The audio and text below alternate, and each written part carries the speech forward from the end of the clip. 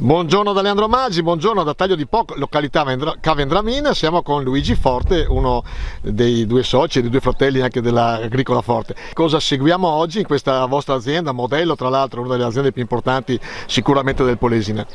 Diciamo che oltre a fare gli agricoltori a noi piace comunicare, quindi il nostro focus, la nostra visione è comunicare, in modo particolare con il progetto Open Farm e Siamo ciò che mangiamo. Quindi oggi 10 di aprile abbiamo voluto organizzare un evento qui proprio nel nostro territorio, nel Parco del Delta del Po, e con l'intento di far conoscere la terra, il seme, l'importanza di seminare, e quindi è come nella vita anche nel lavoro.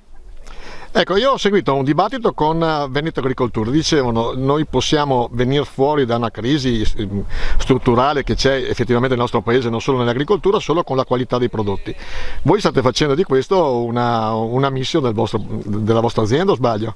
Sì, per noi è lavorare assieme tra partner, partendo proprio dalla terra, quindi attraverso le colture, come le trasformiamo, cosa mangia l'animale, che poi ce lo troviamo sul piatto e quando andiamo a tavola, quindi con i prodotti di origine animale, latte, carne e uova.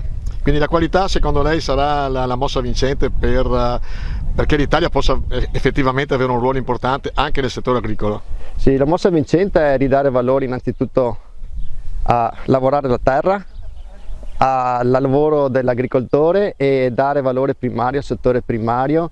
Poi ci saranno tutte le altre eccellenze e tutte le altre filiere che arriveranno ancora più forti. Dobbiamo mettere al centro la terra, il lavoro e il cibo.